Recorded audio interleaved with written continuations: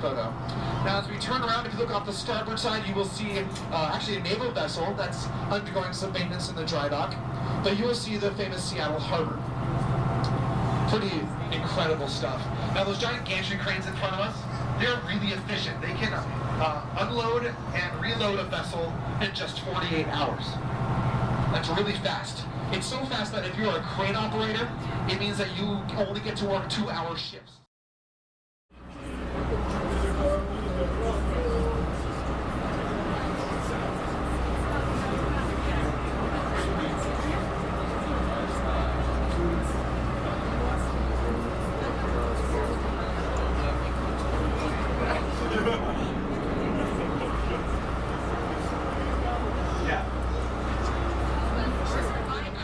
Chorus member, and I got to sing in the chorus in the Ring Cycle last summer. So really, really happy to have Seattle Opera is one of the better operas here in the Northwest, and we're very lucky to have a lot of funding. We have one of the highest amounts of philanthropic CEOs per capita here. So a lot of that money goes to the arts. And speaking of the arts, if you look to the left, you can see a couple of amazing sculptures. For example, the eagle there in red, or of course that white face, which is called Echoes. And as we continue along, that white face is get thinner and thinner. But it seems to always be watching us, no matter how far away we get. Now, this first pier off our port side is Pier 70, and it's the oldest pier in Seattle. Looks kind of new, right?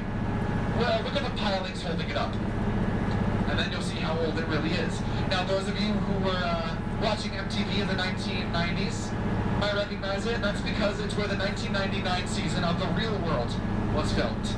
Now, they had to get around some of the rules in order to do this. It's illegal to live on the waterfront in Seattle, but the producers ran up to City Hall. They said, no. They're not living here. It's a 24-hour studio.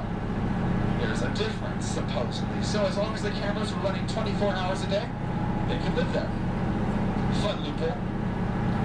Now, also off our port side, you're going to see a catamaran, a couple catamarans here, and those are the Victoria Clippers. Now, if you've ever wanted to go to Victoria, Vancouver Island, it would take our boat about 3 days to get here, the sites here. Those boats can get you there in under 3 hours. They seriously cruise. So, that's the Victoria Clipper there off the port side. Now, just fair warning, there is a pretty spectacular stuff. Now, as we continue along, if you look off the starboard side, you will see the famous Seattle Harbor. That harbor is the most active on the west coast because we are the closest harbor to Eastern Asia. Pretty amazing stuff. Now, those big gantry cranes, where were they made? Where's everything made these days? In China. But here's the catch. They were also assembled in China, meaning they crossed the entire Pacific Ocean looking like that. That's pretty cool stuff, right?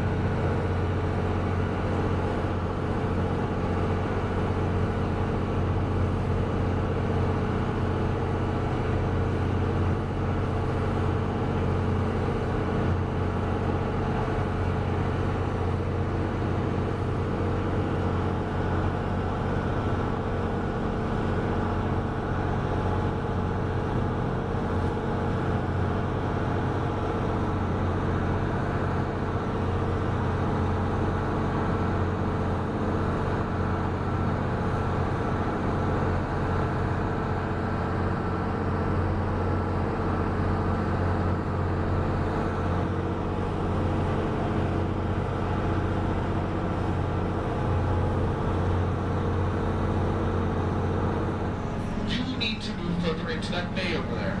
This area is only our summer fishing ground. It's way too exposed. If you move into the bay, there's still great fishing, but it's a little bit more secluded. Well, they took this chief's advice, and if you look in front of us, that's where the beautiful city still stands. They were so thankful to this Native American chief, they decided to name their city after him. This was Chief Sylph, or his Native American name, which was Chief Seattle, which makes Seattle the only major American city named after a Native American.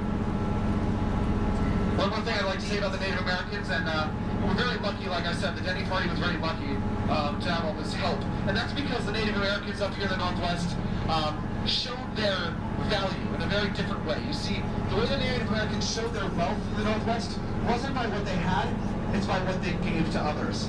I think that's a very cool thing that I wanted to share.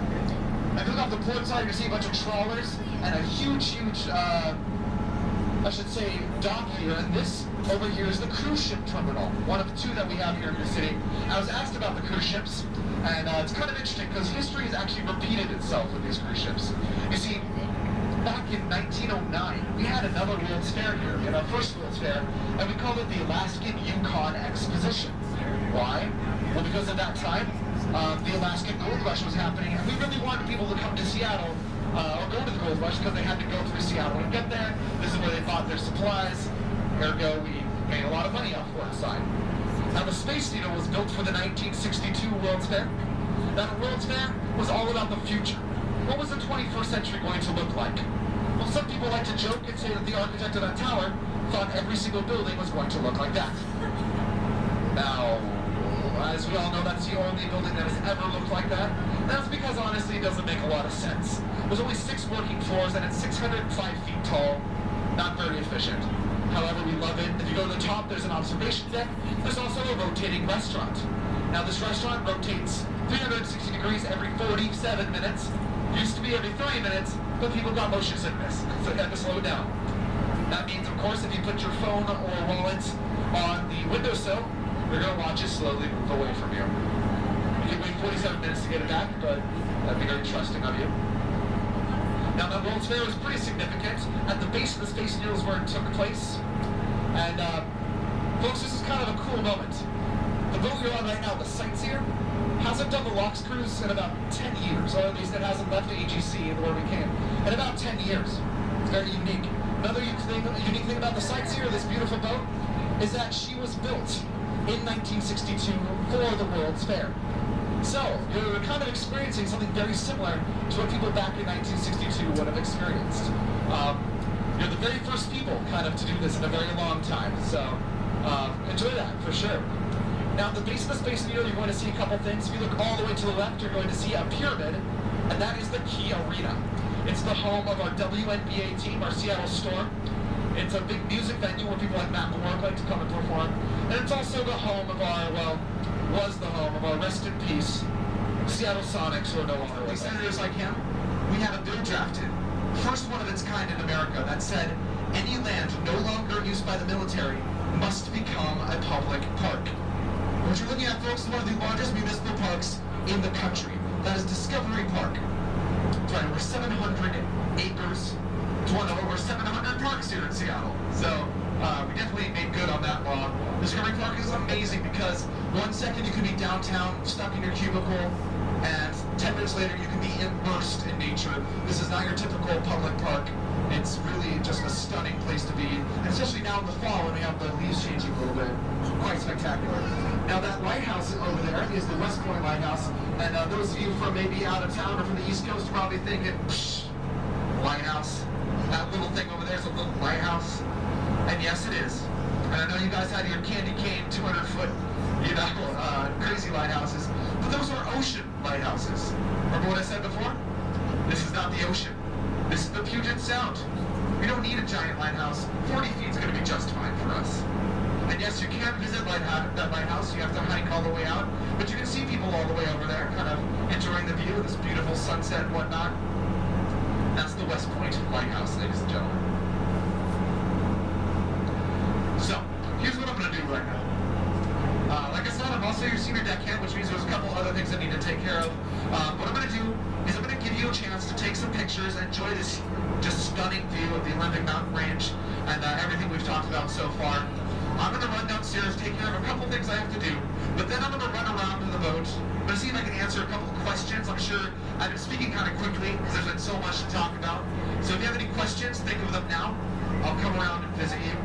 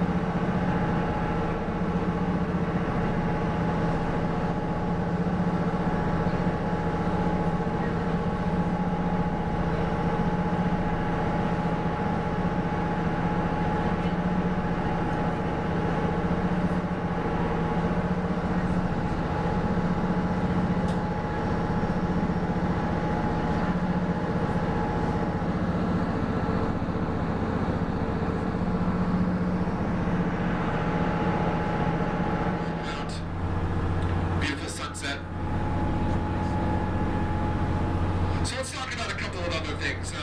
We talked about the water temperature, which of course means we're going to be a little bit cooler out here in the saltwater.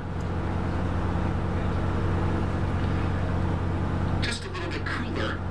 So keep that in mind. It's going to be windy, a little bit cooler. Maybe get a hot drink from Melissa downstairs. Now let's talk about something else. Who here, this is their first time to Seattle? Wow, oh my gosh. So, a lot of out-of-towners. Excellent. Where are you all from? Australia. International right off the bat. Welcome to the Northwest.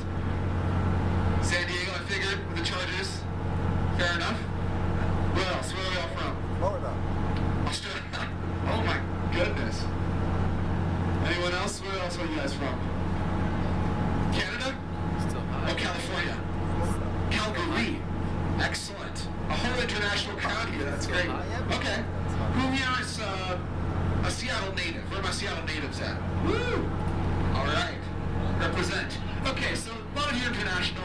I've got a question for you. Just I want to gauge kind of what people say about Seattle. When they talk about Seattle, do they say it's beautiful blue skies and incredible sunsets and warm? No? What do they say? Rain. Oh, okay, that's right. They call us the rainy city. True. Well, ladies and gentlemen, I have a question for you. And there are stakes this time. Check, check. I gotta find the sweet spot. Sweet spot, it's somewhere over here. Can you hear me now? There it is.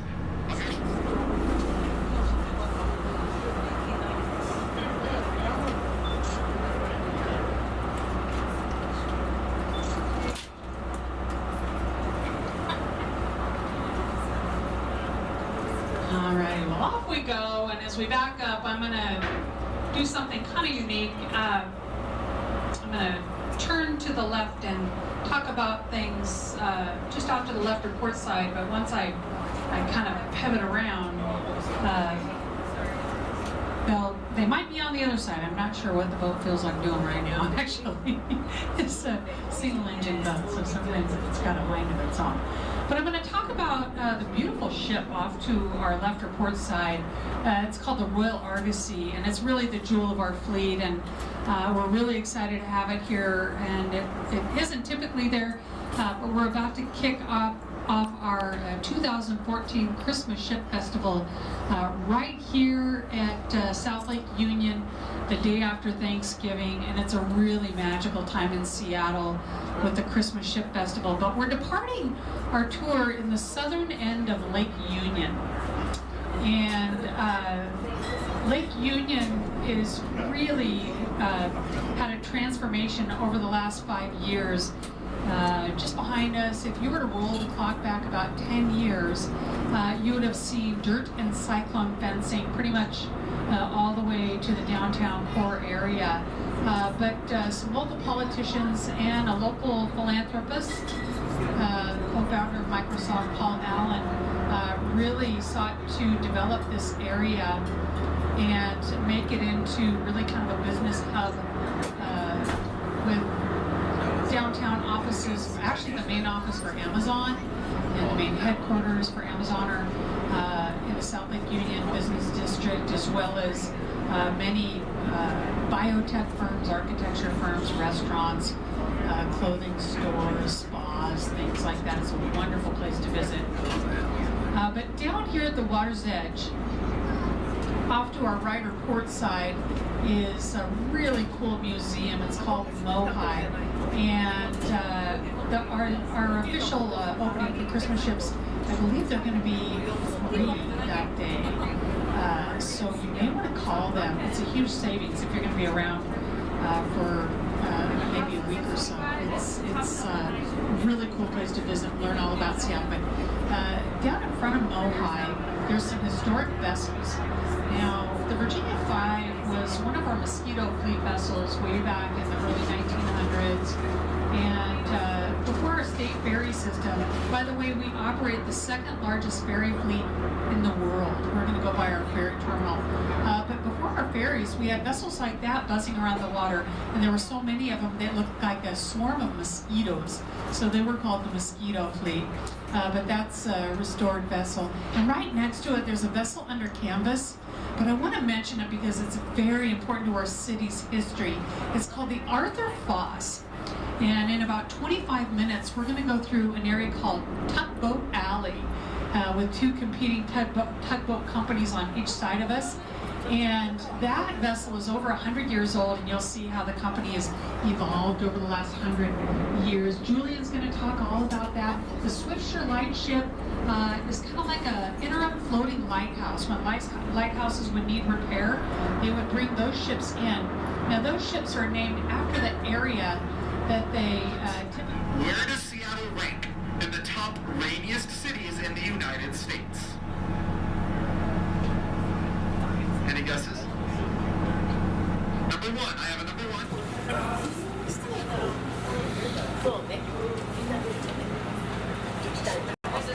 Third one. Okay. We got our bread ready.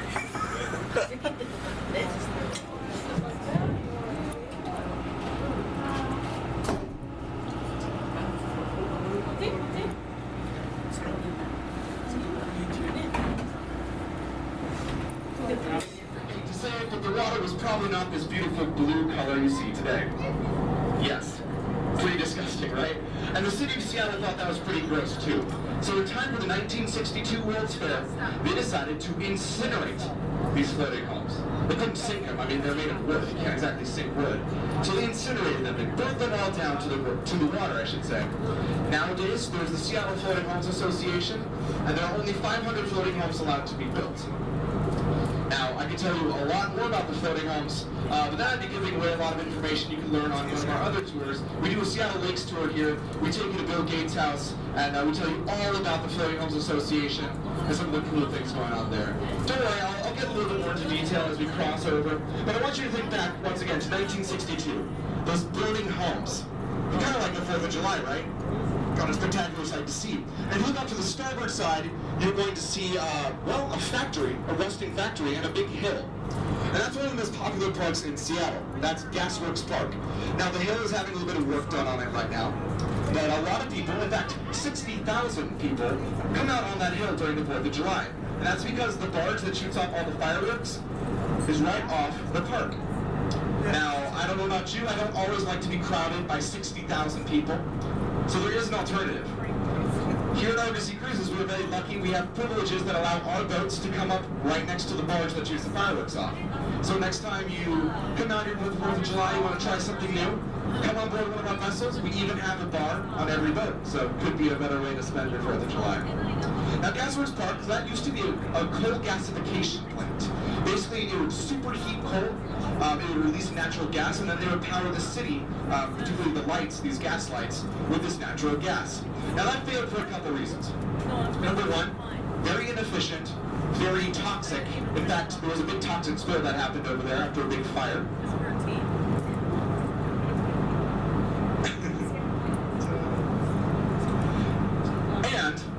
That whole area became very toxic. And the other thing is the Canadians brought in a natural gas pipeline. So that kind of led to the downfall of Gasworks Park.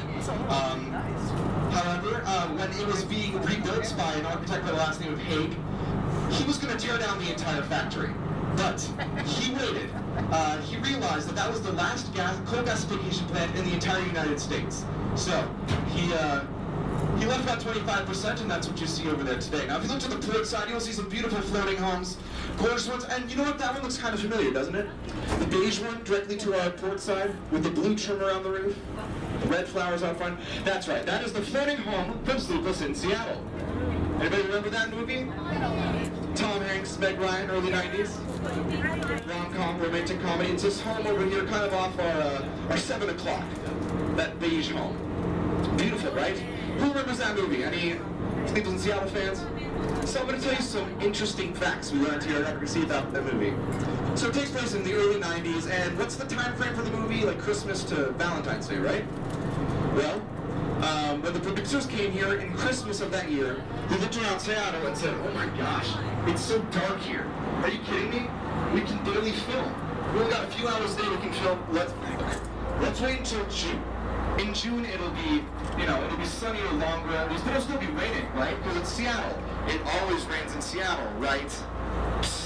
Well, folks, they were wrong. Because when they came in June, not only did it not rain a single drop the entire time they filmed the movie, it was also in the middle of a record-breaking heat wave that didn't go below 85 degrees Fahrenheit the entire time. So, they had to pay for fire trucks to pump lake water onto the house to simulate rain, making these producers the only people to have ever paid for rain in Seattle. Haha, right?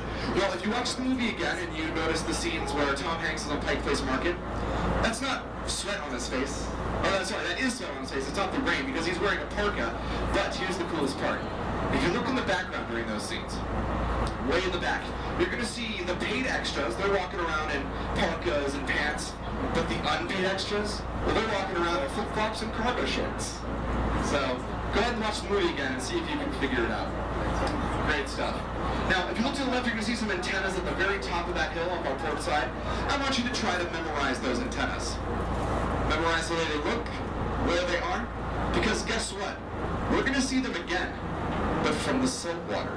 We'll give you a really good idea of how far we've come up until that point. And I'll tell you all about this neighborhood when we get there. Pretty beautiful stuff. Now, Lake Union, the water area of water that we are on right now, was actually named Lake Union by a guy named Thomas Mercer in the 1860s. That's because Thomas Mercer believed that Lake Union would eventually become a union between Lake Washington to the far east and the Puget Sound to the far west. Now, I hate to ruin any spoilers for you guys, but we are going through the Ballard Locks into the saltwater through the Lake Washington Ship Canal. So it looks like he was right 60 years before that canal was even built. Now, the original name for this valley of water, the Lake Tennischuck, which is a Native American term which means little waters, because it's only an average of 30 feet deep. It's a beautiful place to come out during the summertime. The water warms up to about 70 degrees. Really beautiful area. So that's where we were. We'll soon be entering the Lake Washington Ship Canal. And first things first, let's talk about a couple of bridges in front of us. In fact, Fremont Bridge is open right now. That's kind of an interesting thing if you look right in front of us. But the first really tall bridge, much higher, we're not going to have any issue traveling underneath. That is the that is the George Washington Memorial Bridge. Now, those of you from Seattle probably thinking, what? Nobody calls it that. And that's true. That's the official name.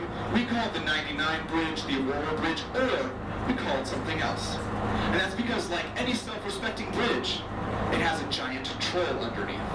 If you look off to the right, it's very difficult to see from the water. If you follow all the way down the bridge, underneath you will see a giant troll. With one hand, it's crushing a Volkswagen Beetle, and that is a headlamp as one of its eyes. And yes, it's that famous sandstone structure, that sculpture that you've seen in postcards probably. Now, it's very easy to get to. You can drive right up to it, or of course, you can always take a hike there. That's going to be all the way down to the right. So yes, we call this the Troll Bridge as well.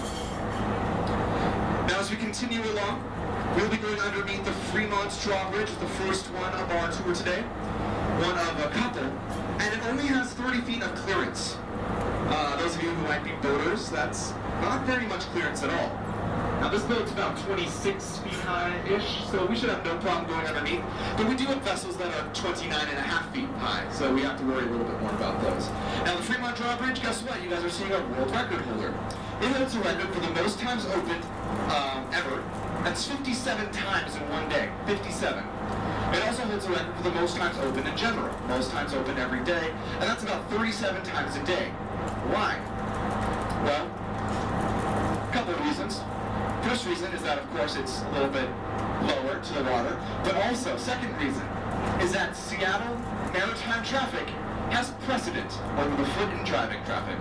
That's right. All we'd have to do if we were a little too tall is honk our horn, one loud horn blast and then a shorter one, and the bridge would open for us because we have the priority. Beautiful, ain't it? Now you can notice you can see right through it. That's because it's using a steel mesh grating instead of wood. If you've been to Seattle, you know that the conditions are a little bit bipolar, a little warm, a little cold, a little wet, a little not. So wood would work. Instead, we use that steel mesh grating. Makes things a little bit more fun.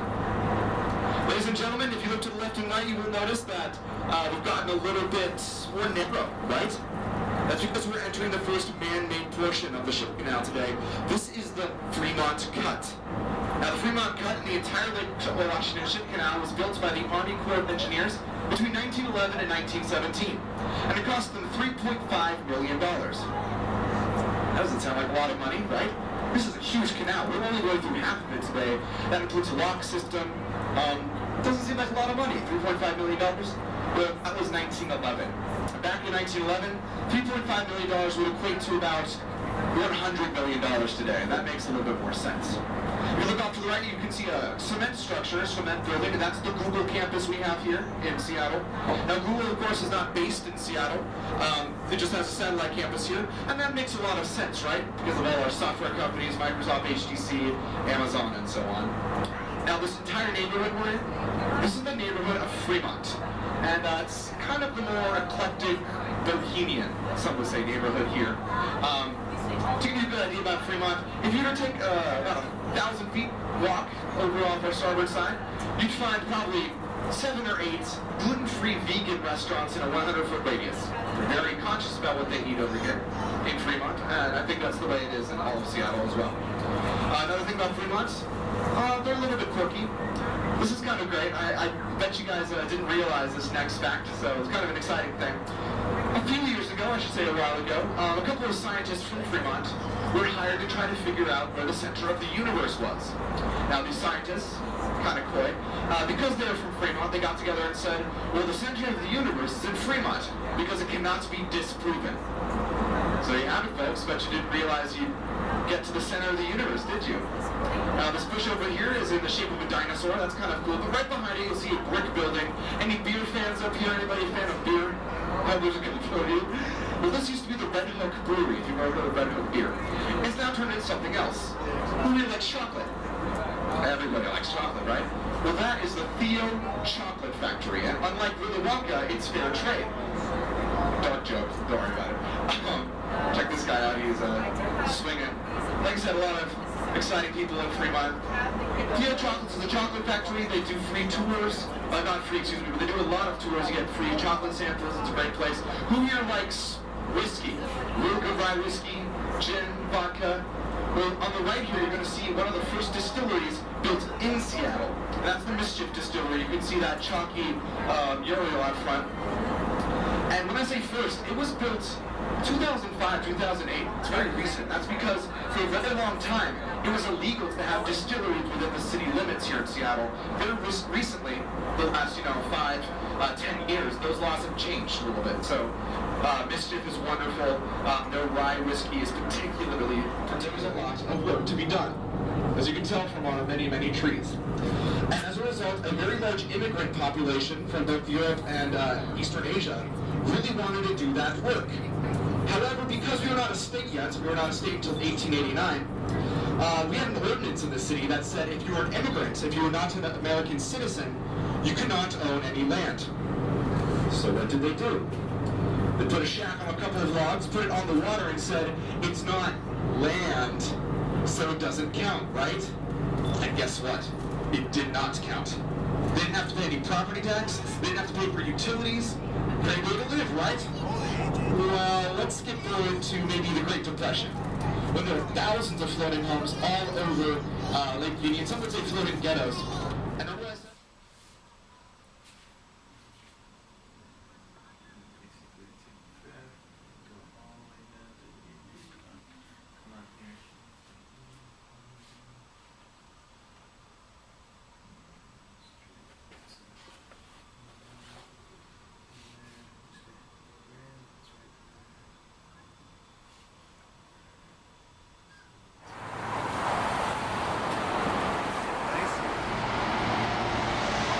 This reminds me a little bit of Santa Monica.